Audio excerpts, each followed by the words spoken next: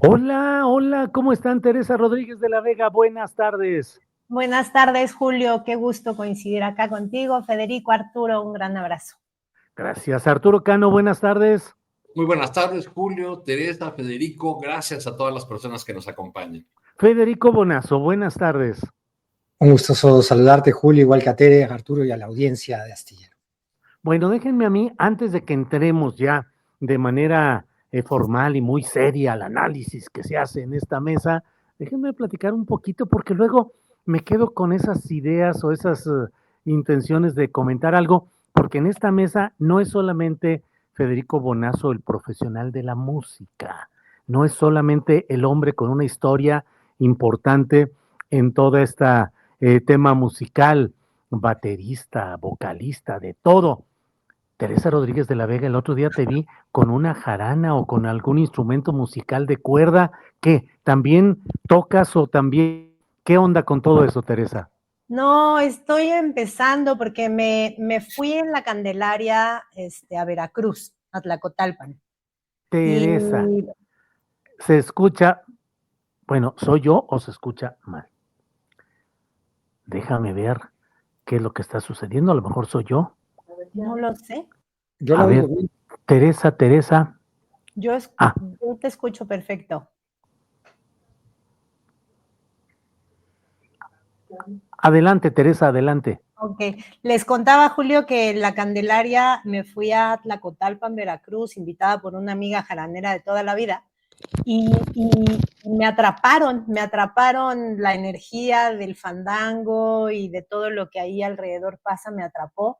Y yo que nunca en la vida he tocado un instrumento que no sea la flauta dulce que nos enseñaban en la escuela pública en aquella época, empecé a tocar la jarana y estoy tomando clases de jarana y estoy súper clavada, obsesiva, tomándomelo muy en serio, y muy, muy, muy contenta. Así que ya le puse nombre a mi jarana porque me dijeron que así tocaba hacer y estoy practicando muchísimo y ahí voy. Cuando tenga algo que mostrar les cuento.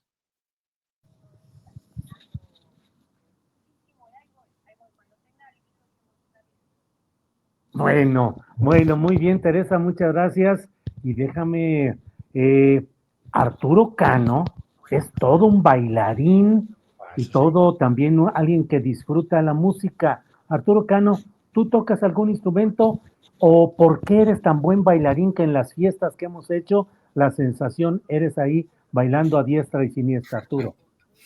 Porque alguna vez, hace muchos años, bailando con una amiga, me preguntó esta amiga, ¿te gusta el baile, verdad? Le dije, sí, mucho. Y ella me replicó, ¿y entonces por qué no aprendes? Bueno, me puse a aprender a bailar, porque además me gusta, pero no, por desgracia, yo envidio mucho a las personas que tienen esa facilidad para tocar instrumentos musicales, para hacer música.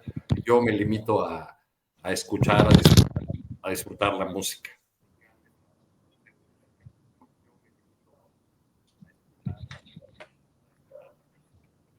Bueno, pues así están las cosas. Federico Estamos Bonazo, como, ¿y estamos como tú? en un desfase de película, Julio, porque creo que tardas en escuchar lo que nosotros decimos y hay ahí un silencio. Culpas del Internet, pues, en estos tiempos. Bueno, pues Federico Bonazo, ¿qué es lo que la música, el periodismo, la vida? ¿Cómo ves aquí a Teresa y Arturo con sus confesiones o sus credos también musicales y artísticos, Federico? Me parece muy bien que Tere esté con la jarana, instrumento maravilloso de esa música popular, del son jarocho y de otras también. Que Arturo sea ese bailarín. La música es esencial en la vida, qué sé yo, yo celebro y además no hay que ser músico teórico o un experto en música o en musicología para disfrutarla. Es algo universal que no solo propio del bicho humano, también está en toda la naturaleza la música. Así que celebrarla siempre nos salva. A mí varias veces me ha salvado la vida la música y no lo digo metafóricamente, ha sido un vehículo de catarsis muy importante para poder curar algunas heridas. Bien, Federico, gracias. Arturo Cano, ¿cómo salvar, con qué musicalidad o con qué artificio cultural o intelectual momentos difíciles, por ejemplo, el relacionado con esta votación en la Cámara de Diputados ayer, que colocó a Cuauhtémoc Blanco como alguien de un fuero reiterado, pero con una serie de críticas muy duras, incluso en el segmento interno de Morena. ¿Cómo ves ese tema, Arturo? Pues haya sido como haya sido, Julio, Cuauhtémoc Blanco pudo salir de esa sesión de la Cámara de Diputados cantando El Rey de José Alfredo Jiménez. Ni modo, ¿no? Hoy lo expresado por la Presidenta de la República en la conferencia mañanera nos da por ahí quizá una salida, una válvula que podría indicar por dónde va el camino. Yo quisiera pensar que por ahí iría. Quizá lo que no se quiso fue tomar la cabeza de Cuauhtémoc Blanco de la bandeja de plata envenenada que dejó el fiscal Uriel Carmona.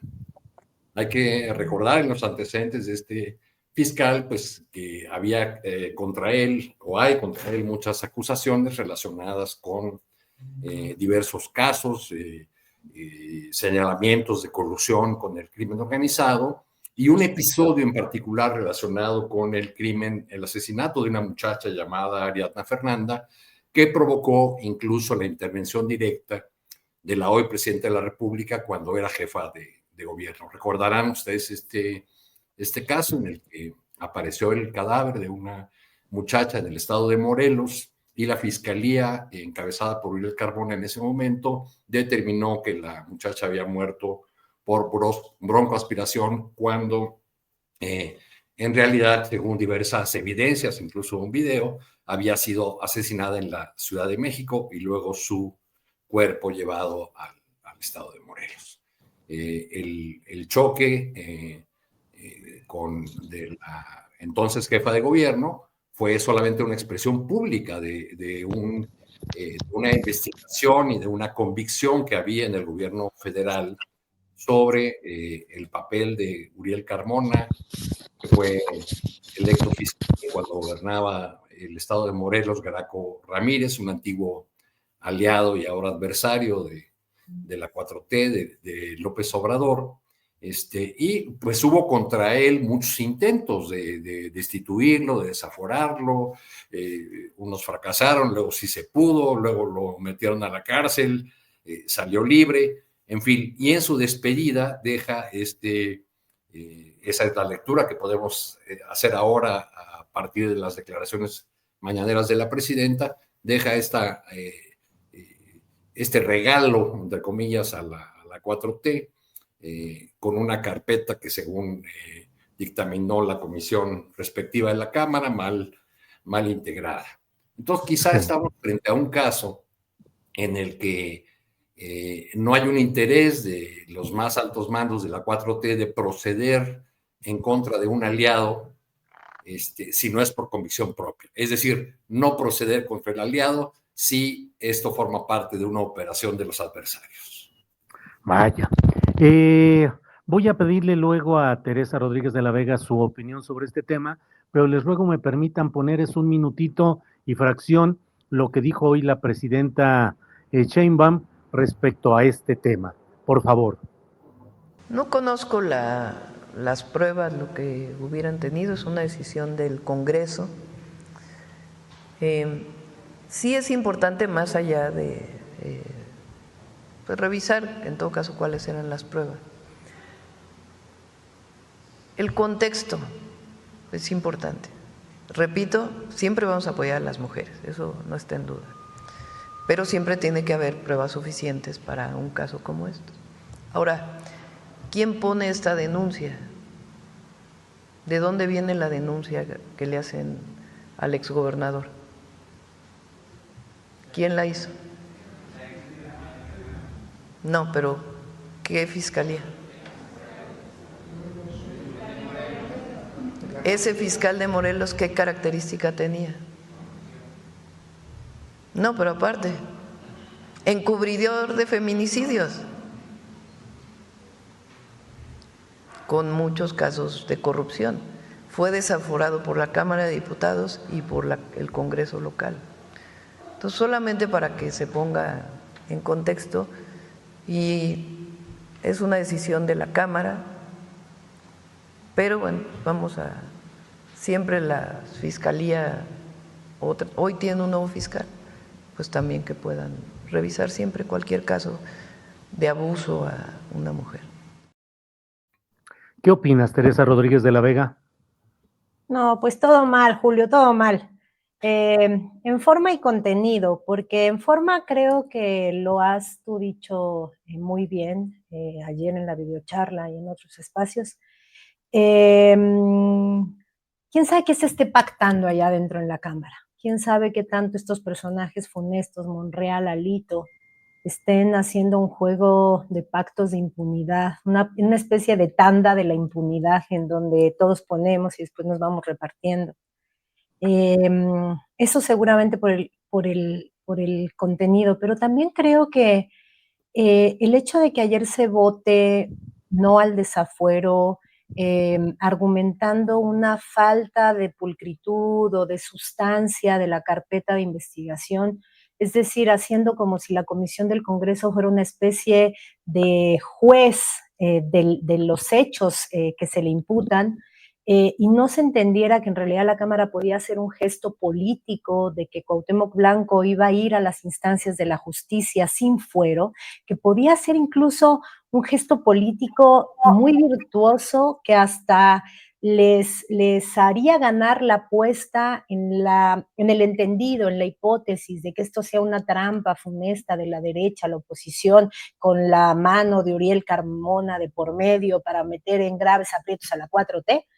Pues creo que la 4T podía actuar elegantemente, incluso en esa muy dudosa hipótesis, porque sobre Cuauhtémoc Blanco se señalan muchas más cosas. Parecería muy poco probable que sea una figura política ejemplar, digamos.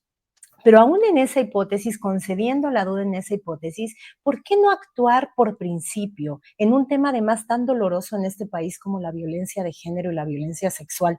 ¿Por qué no actuar desaforando y después pidiendo una investigación pulcra en donde se puedan deslindar responsabilidades? Creo que el gesto político que nos mandan es muy grave hacia la ciudadanía, pero es muy grave hacia la militancia femenina de Morena, que ha levantado la voz y ha lamentado que incluso compañeras diputadas hayan avalado el espectáculo que vimos en la Cámara, ¿no? Entonces, creo que mal por donde lo veamos, Cuauhtémoc Blanco no es un activo político muy valioso. Se podía incluso pedir la disciplina de ser desaforado e ir a defenderse en las instancias. Esto no es un caballo de Troya, no es una gran trampa política de la oposición.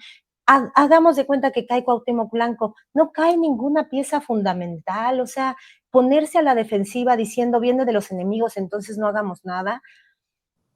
Por el caso Cuauhtémoc Blanco, creo que más bien es un gesto de que allá adentro, reitero, está operando una especie de tanda de la impunidad entre personajes muy cuestionables. Teresa, gracias por tus palabras, por tu comentario. Federico Bonazo, ¿qué opinas de la votación del acto, la sesión ayer y las palabras de la presidenta sobre este tema? Intentando explicar cómo es posible que con todo lo que tan bien ha enumerado ahora Tere, Cuauhtémoc Blanco no es un activo importante, la señal política que además es evidente que por lo menos la mitad del país o la mitad del morenismo está esperando que la mitad de las mujeres, al fin una señal que realmente signifique que el combate a los abusadores, o en todo caso el esclarecimiento de casos como el de Cuauhtémoc Blanco debe ser una prioridad de un movimiento que se llama a sí mismo feminista. Intentar explicar por qué sucede, por qué la 4T se permite eso. De alguna manera, una de las explicaciones es que Morena ha adquirido una soberbia, ya ha naturalizado la soberbia en la cual puede hacer, sobre todo a nivel legislativo, lo que quiere, lo que se le antoja, porque tampoco hay demasiada penalización, ni social, ni política. Es decir, Yunes puede entrar al partido y se hace un pequeño escándalo durante unos días. Integrantes de La Luz del Mundo también pueden ser participantes de Morena. Y sí, eso llama la atención en alguna nota, pero eso no pega ni en la popularidad de la presidenta, ni en lo que ha sido el avasallamiento territorial de Morena. Habría que ver en las elecciones intermedias cuál puede ser el posible costo político de este tipo de indolencia, pero pues, la realidad le da a Morena las armas para decir, ustedes pueden hacer lo que quieran, incluso el espectáculo de estas mujeres apoyando a Cuauhtémoc ayer, que yo no quiero opinar al no ser mujer, porque bueno, puedo caer en términos mal empleados, en una perspectiva masculina contaminada, no lo sé, pero se ve, yo lo vi mal, se ve mal que de entrada lo defiendan poniendo la política o la politiquería o como la queramos llamar, o la política parlamentaria o la lucha por el poder antes que cualquier otra reivindicación social, empezando por el feminismo mismo. Uno dice ahí, bueno, ¿qué está ocurriendo? ¿No? O sea, como que la política se ha comido todos, por supuesto, en el ámbito parlamentario esa sería una lógica realidad, digamos, que la política se lo coma todo, pero cuando la política se come de esta manera los principios y que se coman los principios no genera un escarnio elemental más allá de cierto escándalo. Sí, uno, qué sé yo, conversa con amigos, con amigas, en los chats, hay mucha bronca, mucha desazón, mucha frustración de sentir, bueno, que Morena sigue dando traspiés tras traspiés, que van minando en teoría su credibilidad y por otro lado hacen cada día más difícil la tarea de todo el aparato propagandístico, ya sea más voluntarioso o menos voluntarioso, más estratégico y coordinado o más espontáneo, de apoyo al gobierno, que día a día en las redes sociales y en cualquier otro ámbito de discusión están planteando que no somos iguales.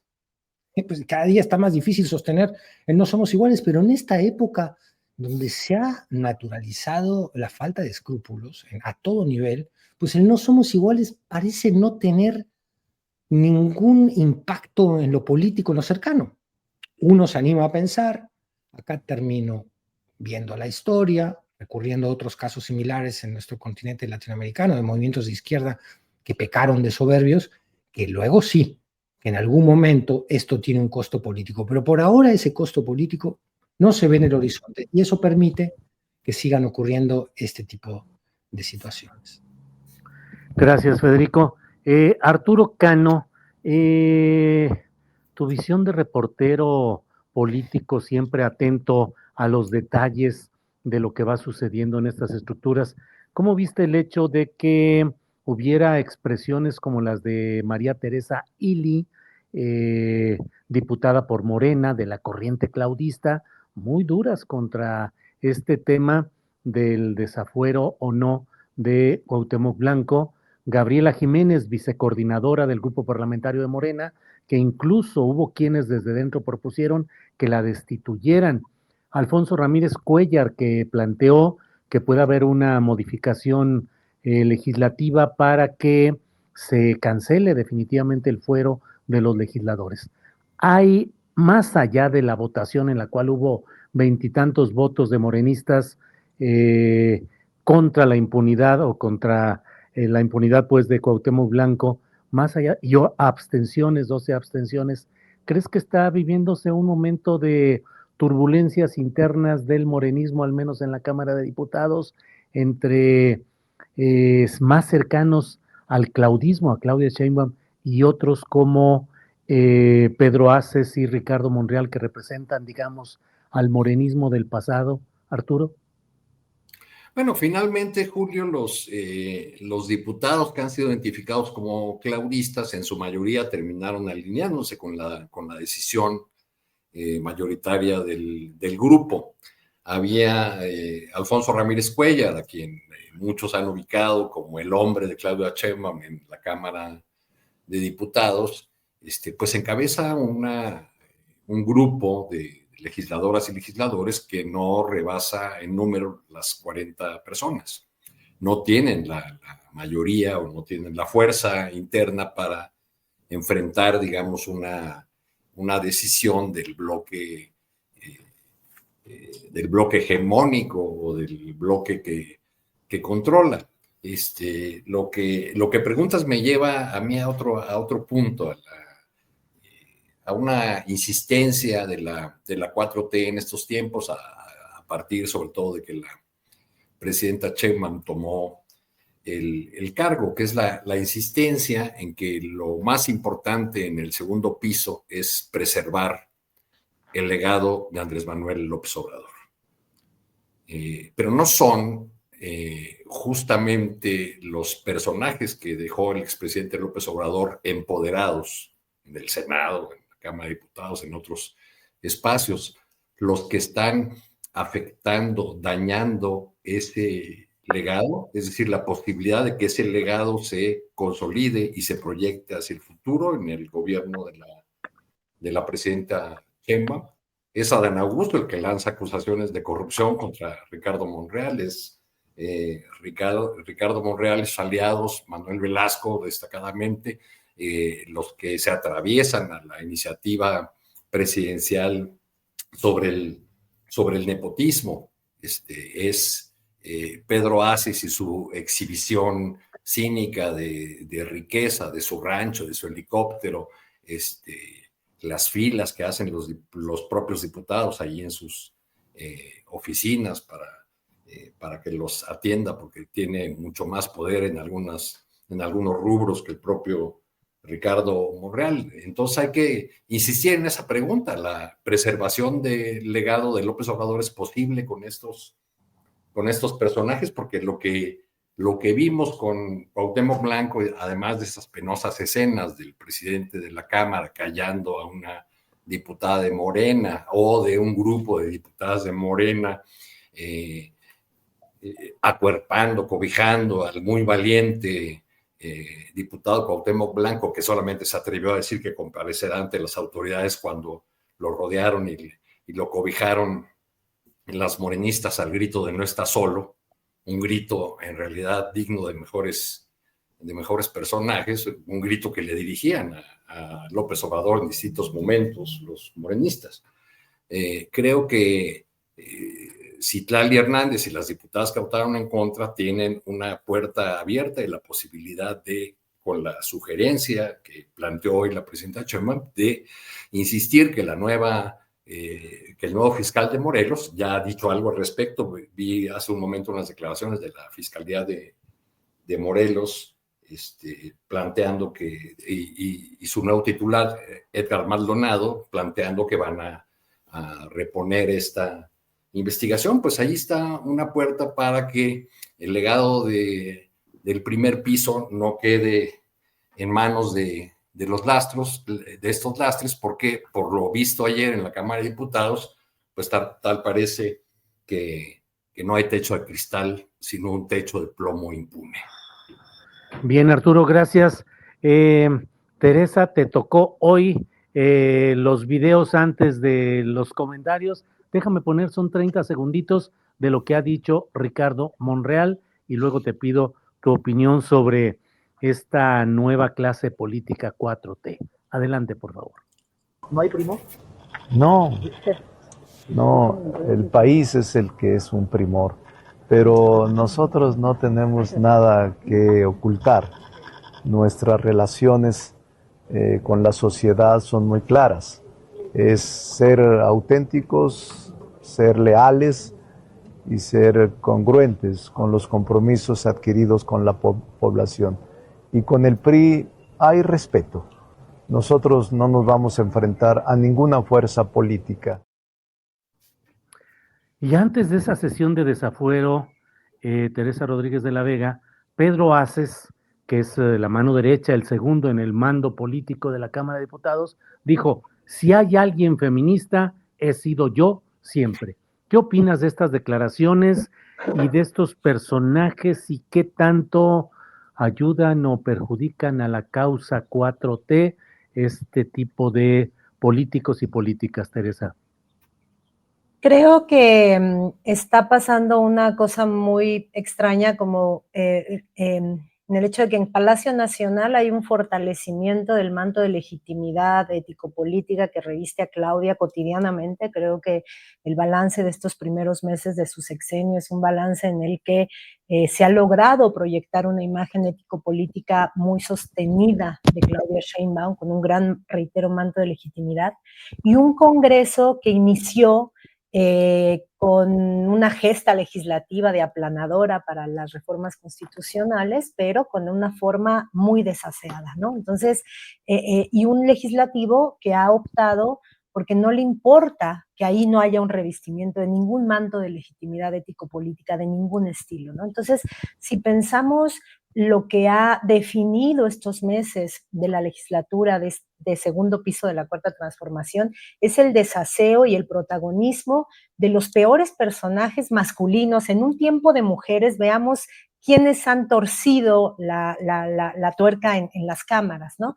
Tenemos pues el momento Yunes Adán Augusto, ¿no? Con todo el pacto de impunidad que seguramente ahí se tejió, un grandísimo protagonismo de Fernández Noroña, que ha tenido participaciones muy importantes, pero otras muy lamentables. Y en la Cámara de Diputados, reitero, esta especie de tanda de impunidad protagonizada por personajes tan funestos como Pedro Aces, Ricardo Monreal, Alito Moreno y ahora el tristemente célebre Cuauhtémoc Blanco, ¿no? Entonces creo que es un contraste muy fuerte, ¿no? En un tiempo de mujeres en donde desde el Palacio Nacional se ha proyectado una estatura ético-política alta de este segundo piso, y este desaseo generalizado en el legislativo, en el que, como hace muy bien nos decía Federico, o ahorita nos retrata Arturo, pues pasa de todo, no pasa nada, con mucha impunidad, con las peores mafias y los peores pactos políticos entre los peores personajes, ¿no? Entonces creo que son las dos caras del tiempo de mujeres, de la 4T,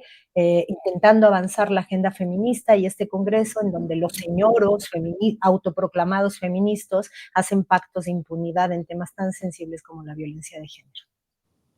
Gracias, Teresa. Federico Bonazo, en circunstancias como las específicas del México de hoy, con la presidenta Sheinbaum en su realidad política, ¿será necesario mantener esos expertos de la vieja política? Pienso en Adán Augusto López Hernández, pienso en Monreal, en Pedro Aces, en Alejandro Murat, en Yunes.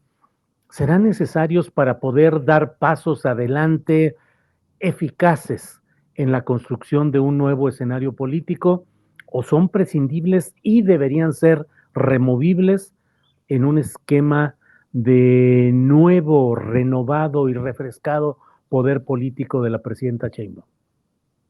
Yo, desde mi manifestación de deseo, me quedo con la parte B de tu pregunta. Ojalá fuera así. Qué curioso fue que ahora que los estabas enumerando a todos, yo digo, si se van todos de golpe del aparato morenista, ¿qué pasaría? ¿Cómo se construyó ese aparato? O sea, ¿se puede hacer una limpieza absoluta, radical, de todos los personajes que representan a la vieja política, de todos los expriistas que todavía tienen mucho talante priista, no solo en la costumbre y la práctica política, mafiosa y patriarcal y de machos, que, bueno, está muy clara, sino en agendas, que eso es lo más peligroso, ¿no? ¿Cuál es la agenda de un tipo como Monreal, ¿no? Y uno ve que la agenda de muchos de estos personajes, y hay evidencia suficiente como para no estar diciendo algo muy disparatado, es el poder por el poder mismo. Y cuando la agenda de los que construyen un aparato de poder es el poder solamente personal, además la ambición personal, pues el ideario trastabilla. Cuando uno ve que la dirigenta es Claudia Sheinbaum, todavía dice, bueno, ok, hay un sexenio entero en donde el proyecto está liderado por una mujer cuyas convicciones de izquierda no podían estar en duda y que evidentemente está allí por razones no de ambición personal, no únicamente en todo caso una cuestión personal, sino realmente porque cree en el proyecto obradorista y su compromiso con ese proyecto está más que evidenciado por su propia biografía. La gran pregunta has hecho, ¿se puede construir políticamente en un México que todavía pareciera estar anclado en un proceso de transición política, que todavía no ha abandonado aquel viejo PRI del que se quiso desprender y del que no se puso pudo desprender con la transición, ¿se podría construir políticamente sin estos personajes? Bueno, uno debería pensar que sí, uno debería apostar por las caras jóvenes y por tantas mujeres que están en el movimiento, la misma Citlali Hernández, Luisa María Alcalde y Andrea Chávez.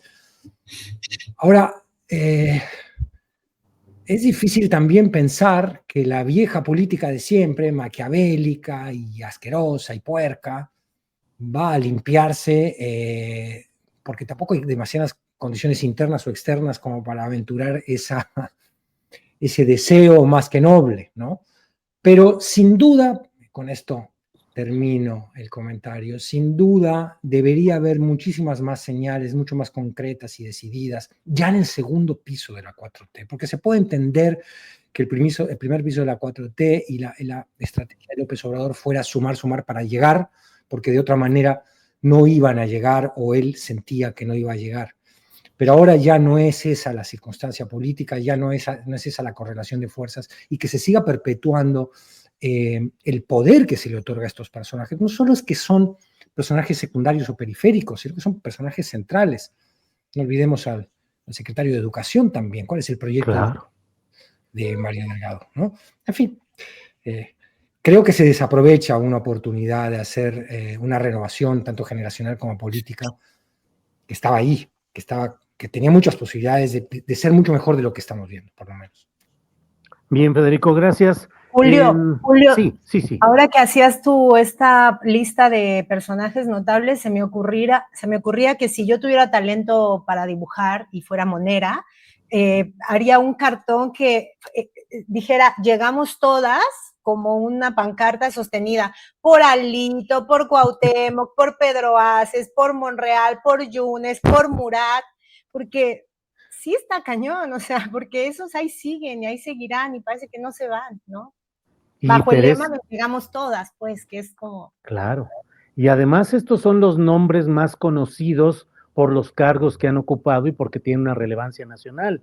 Pero revisa uno las listas de integrantes de las plantillas de diputados locales, federales, senadores, presidentes municipales, y hay una infiltración enorme de personajes siniestros que simplemente han cambiado de partido del que fuera para incorporarse al ganador y que hacen campaña y ejercen el poder con los mismos términos nefastos del pasado, y allí están, esos casi los conocen a nivel local y los denuncian a nivel local, pero a nivel nacional, vaya qué lista, y pues sí, hay que preguntarse, llegamos todos, todas, pero ¿de qué manera, Teresa? En fin, Arturo Cano, pues sí, ya sabemos que estamos en el México en el cual un escándalo desplaza al anterior y luego llega otro que desplaza al del momento, y así Teuchitlán, Jalisco y el Rancho Izaguirre van entrando ya en un momento de menos intensidad analítica y mediática. Pero Arturo Cano, ¿qué opinas de lo sucedido de la conferencia de prensa del fiscal Alejandro Gertz, de su anuncio de que ya toma el control del caso del Rancho Izaguirre? En fin, ¿qué lectura tienes de todo esto, Arturo? Pues tarde y mal, pero ya nada debería sorprendernos en el caso del fiscal Gertz Manero. Se ha entrado en un debate desde mi punto de vista muy interesado y estéril sobre cómo nombrar a ese lugar, dejando en un segundo plano lo importante que es la tragedia de decenas de miles de personas desaparecidas en el país y la manera como a lo largo de distintos gobiernos federales y también de administraciones estatales y locales se ha abordado esta situación. Entonces, yo no tendría demasiadas esperanzas en lo que haga la Fiscalía General de la República, aunque del lado de la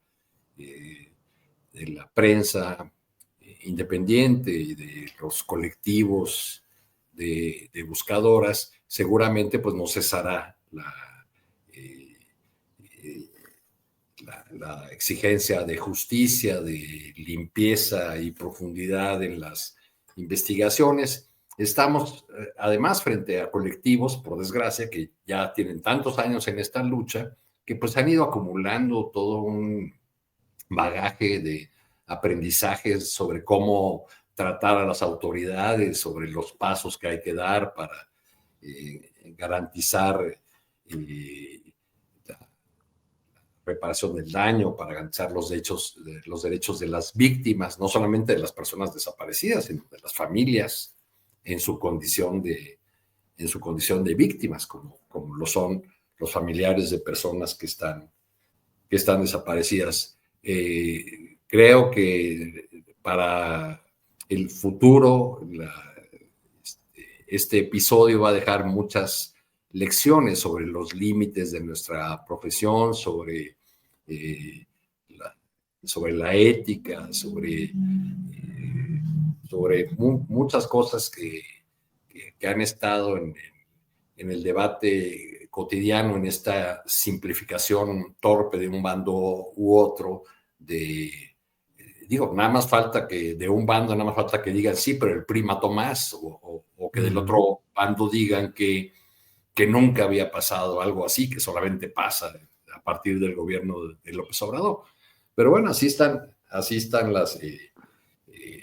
las cosas con este mundo vuelto al revés, que incluso Pedro Ace se permite decir que él siempre ha sido feminista. Eso me hizo recordar, Julio, que en marzo del 22 acudí a un evento de la central que encabeza Pedro Aces, la CATEM,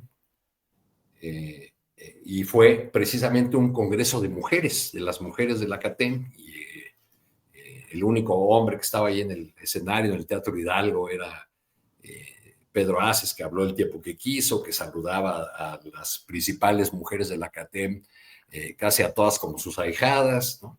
Y nada más para recordarles ese momento a la luz de las declaraciones feministas, de fe feminista de Pedro Aces, quiero leer el último parrafito de la croniquita que escribí en aquel entonces, hace 3 años, ¿no? Decía, Aces declaró inaugurado el Congreso de Mujeres de la CATEM, no sin antes agradecer la presencia de Adriana Favela, consejera del INE, de la activista Indira Sandoval y de mi ahijada Tania Vázquez, magistrada del Tribunal Electoral de Veracruz. Entre fotos y porras, tardó un buen rato en dejar el auditorio. Antes de despedirse, le dijo a las asistentes, las dejo porque ya entre mujeres se entenderán. Ándale. Bueno, pues Arturo, gracias. Teresa Rodríguez de la Vega, ¿cómo ves lo que está sucediendo en este caso de desapariciones, de centros de exterminio o no? Una discusión semántica. El otro día entrevisté a Yasnaya Aguilar a propósito de un artículo que publicó en El País, donde habla que es discutir la semántica del horror. En fin, y este anuncio de Gers Manero y lo que viene, ¿qué expectativas te genera, Teresa? Yo creo que más allá de lo que resulte de las investigaciones, el caso Teuchitlán está mostrándonos una cara muy oscura de la 4T, y tiene que ver con que una vez más, ante el dolor y ante el horror y ante las víctimas, se responde desde la lógica pragmática del control de daños. A mí me parece tan despreciable el uso político que la derecha y la oposición hace de Teuchitlán, como el control de daños, como el único criterio al que se abraza la 4T, y creo que así ha sido.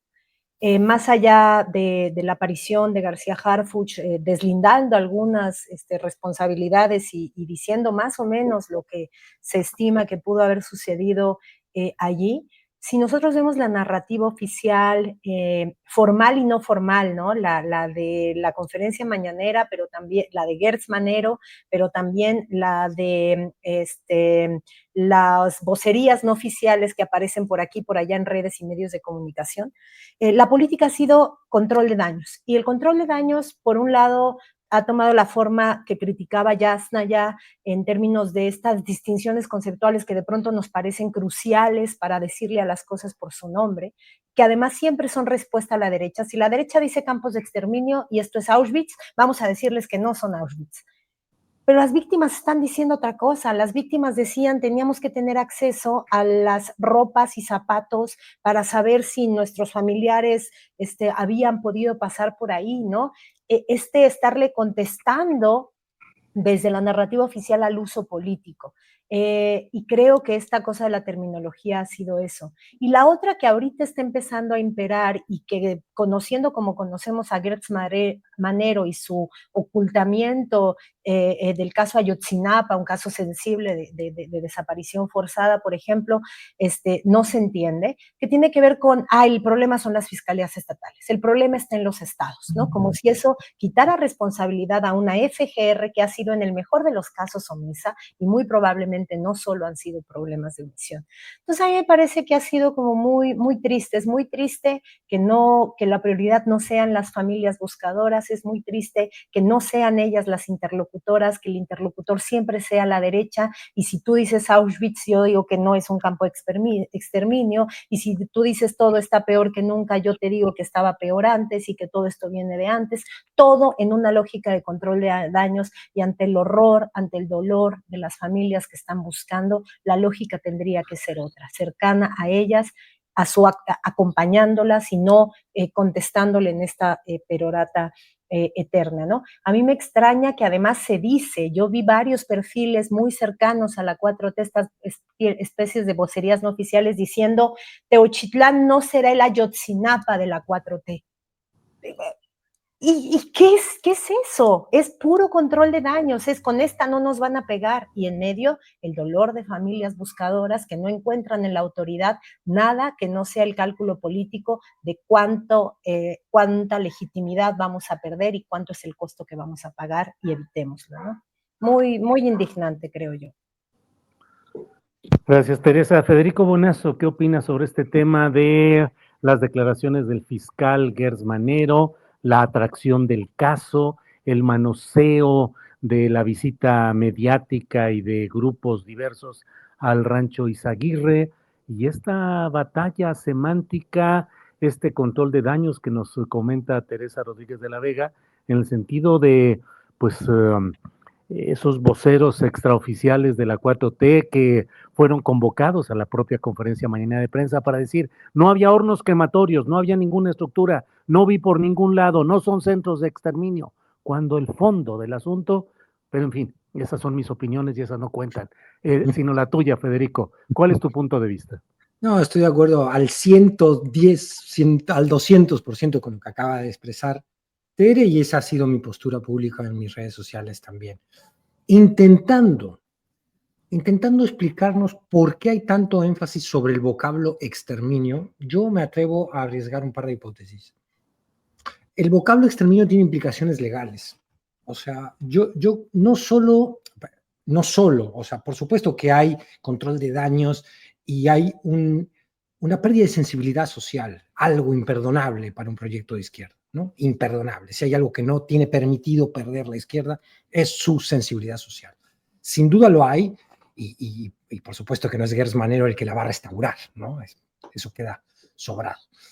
Pero hay algo más, me parece a mí. Han hecho un énfasis muy, muy exhaustivo en el término exterminio, incluso en algunas notas de análisis, como la de Toledo, por ejemplo, la de Leonardo, donde también él busca, sin abandonar la crítica a esta insensibilidad, busca deslindar lo ocurrido en Teuchitlán, en el rancho Izaguirre, de la palabra exterminio. Y yo creo que tiene que ver con implicaciones legales, implicaciones institucionales, implicaciones incluso diplomáticas, con un Estados Unidos muy injerencista que ciertos términos los va a usar. Yo creo que teme la 4T que exterminio, que significa el proyecto sistemático de asesinato de personas relacionado a un plan estratégico ahora sí que de exterminio de un pedazo de la población, está ligado a términos jurídicos que podrían haber hecho, quizás, especulando,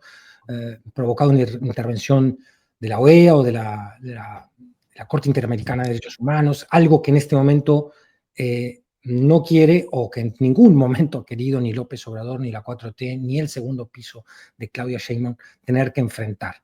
Hay ahí una discusión muy importante en cuanto a los conceptos y las posturas defensoras de derechos humanos y la postura, a mi modo de ver, yo soy el que pongo el adjetivo falsamente soberanista, donde México no quiere ningún tipo de intervención en su política interna de derechos humanos, ningún tipo de observación internacional que pueda dar pie a decir que hay un Estado fallido o un Estado que es omiso, y al ser omiso, por tanto, corresponsable de crímenes de lesa humanidad, y eso puede ser, qué sé yo, no solo la excusa para que la Comisión Interamericana haga algún tipo de intervención, sino que directamente Donald Trump diga, tenemos que intervenir nosotros, ¿no?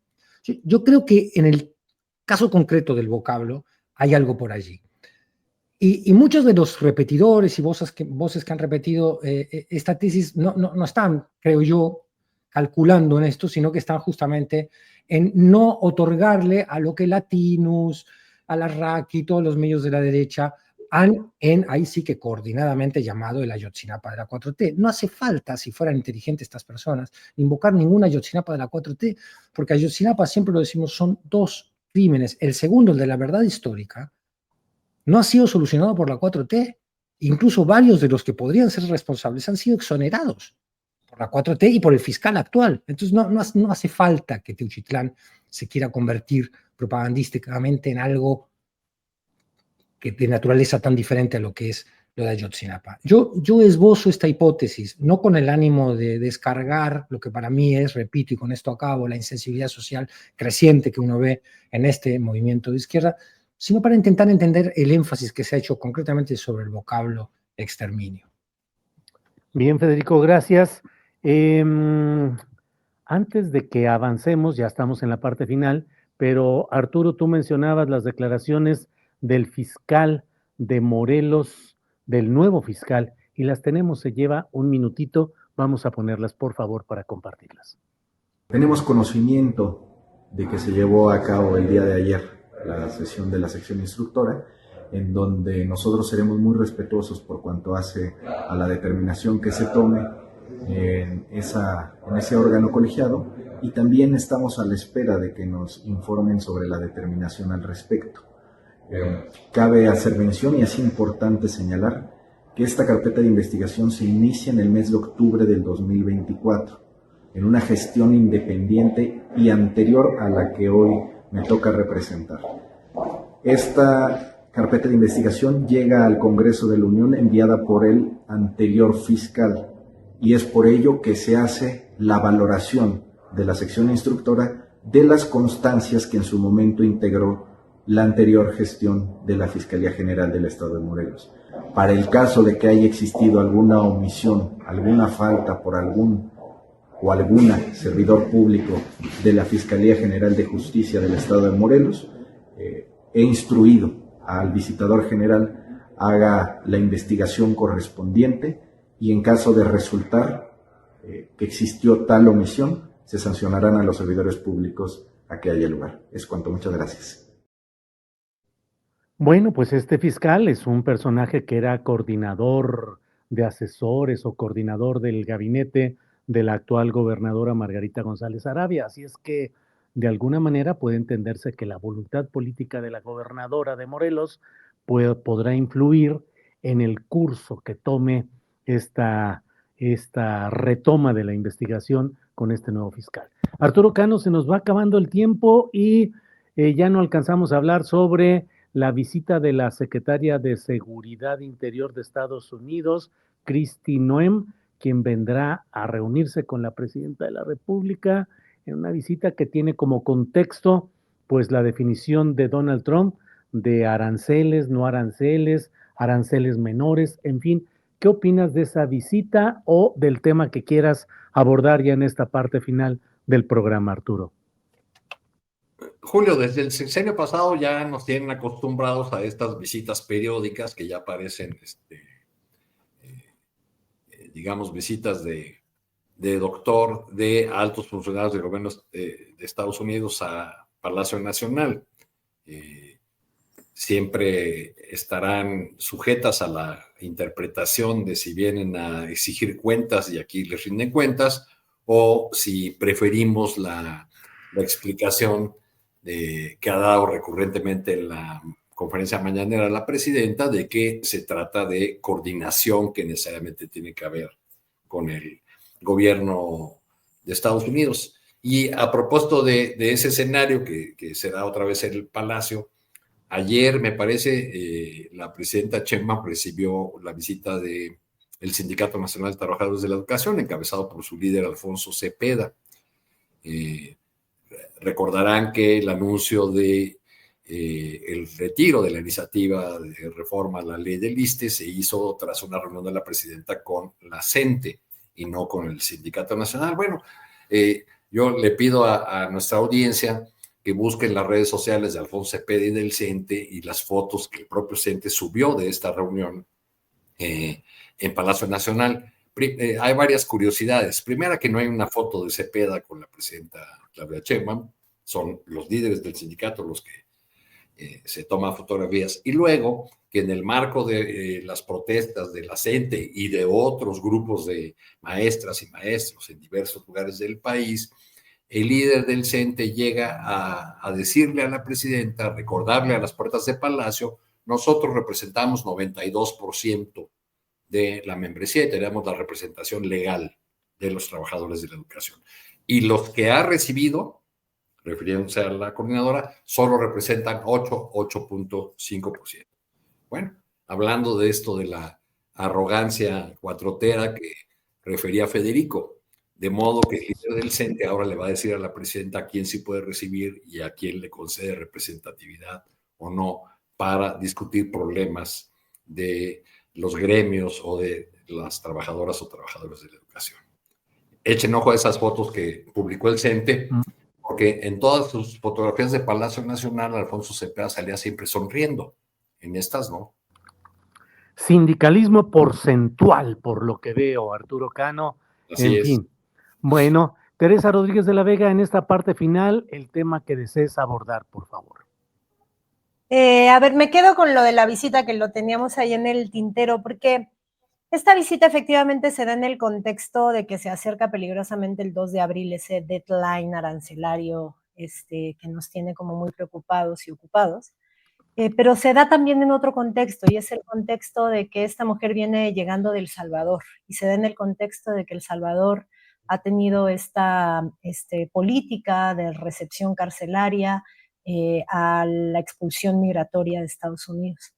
Entonces ahí creo que México tiene dos grandes pistas en las que tiene que jugar y ojalá juegue en ambas.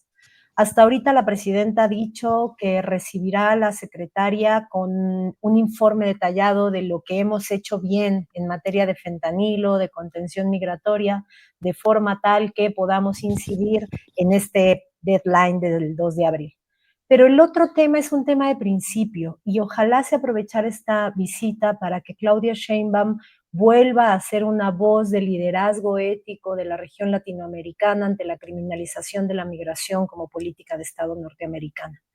Ojalá lo haga, creo que esto es una llamada directamente arancelaria, es decir, no tenemos la prisa de que tenemos el arancel ya puesto y hay que retirarlo, como ha pasado con las llamadas con Donald Trump. Entonces creo que sería un buen momento para instalar un tema de principio en la mesa, diciendo no puede repetirse, no podemos dejar pasar que El Salvador se convierte en esta cárcel de personas forzadas a desplazarse de sus lugares de origen, como pasó, por ejemplo, con el contingente de ciudadanos venezolanos hace pocos días, ¿no? Entonces, bueno, creo que esta visita abre para los dos temas de la agenda. Ojalá no solo nos dediquemos a intentar presentarle la mejor cara que tenemos de cara al deadline del 2 de abril y los aranceles. Hasta ahí le dejo. Bien, Teresa, gracias. Federico Bonazo, por favor, tu aportación final en esta mesa de este día. Gracias, no, me quedo con este tema, brevemente comento que hoy vengo de escéptico, o sea, ojalá sea así, Tere, pero lo dudo mucho, dudo que el resultado de esas reuniones puedan librar el chantaje de las que están compuestas, ¿no? Ha sido allí donde se lea, venimos a revisar la agenda de seguridad, lo que vamos a ver es todo tipo de chantajes por un personaje que es un personaje, si revisas un poquito su biografía, que habla de invasión mexicana a Estados Unidos, que habla de que hay una guerra en la frontera sur, negacionista del cambio climático, que viene, como bien señala Tere, de hacer una visita a estos centros que tiene Bukele en El Salvador. Todo anima a pensar que tanto Petro, que en estas horas debe estarse encontrando con ella, como lo que será para Claudia Sheinbaum el próximo viernes, cualquier gobierno de izquierda que se enfrente con el American First y con este nivel de chantaje, que puede estar más o menos dulcificado por algún tipo de sonrisa diplomática, van a pasar un mal trago. Cualquier gobierno que pretenda en este momento, y ojalá fuera el caso, señalarle al gobierno de los Estados Unidos en esta reunión o de manera pública que no se está de acuerdo con la violación del Estado de Derecho, con el apoyo al genocidio, con todo lo que está implicando realmente el gobierno de Trump en cuanto a violación absoluta y más grave de los derechos humanos, enviando a las cárceles que esta mujer viene de visitar a venezolanos inocentes, ya reconocidos, no solo por los familiares que han visto las fotos o los videos del traslado, que dicen, no, este es mi hijo y nada tiene que ver con ninguna organización criminal venezolana, sino por el propio gobierno de Estados Unidos, que reconoce que sí, que 100 de ellos realmente no pertenecían a ninguna organización criminal, pero bueno, han sido enviados en una desfachatez criminal, no hay otra manera de nombrarla, y que por supuesto que esto debería haber elevado una respuesta diplomática, no solo mexicana, sino internacional, o en bloque, por lo menos, latinoamericano, y no sé, esa respuesta no se ve, se ven estas reuniones donde la agenda de los Estados Unidos del American First no creo que la vayan a mover demasiado porque les caiga más o menos bien la gente que asiste a las reuniones. Yo creo que vienen con todo, y las señales de que vienen con todo están ahí. Entonces, mal trago van a pasar Petro y Claudia Sheinbaum, creo yo, Julio. Bueno, pues muchas gracias a los tres. Teresa, sigamos echándole jaranazos a la vida, que no queda de otra a fin de cuentas. Hay quienes nos dicen que estamos muy escépticos, que estamos pintando un panorama muy tétrico, muy negativo. Así están las cosas, pero sigamos cantándole a la vida todavía, Teresa. Eso mero, mientras se pueda hay que cantarle, bailarle, porque eso también es resistir. Así es, gracias. Arturo Cano, gracias por todo y a seguir zapateando y bailando por todos lados donde se pueda, Arturo. Y en la nota feliz del día, el Tribunal Supremo Federal de Brasil anuncia que habrá proceso contra Bolsonaro. Sí, así es, así es. Eso está bueno. Híjole, sí. Federico Bonazo, gracias. Los batacazos siguen adelante y el canto y el rock y todo, que siga también próspero y caminando, Federico. Muchas gracias, Julio. Abrazos para Tere, para Arturo y para la audiencia. Que estén bien, hasta pronto. Felicidades a Marta Olivia, desde acá. Felicidades a Marta Olivia, por supuesto, por el premio. Así es. Hasta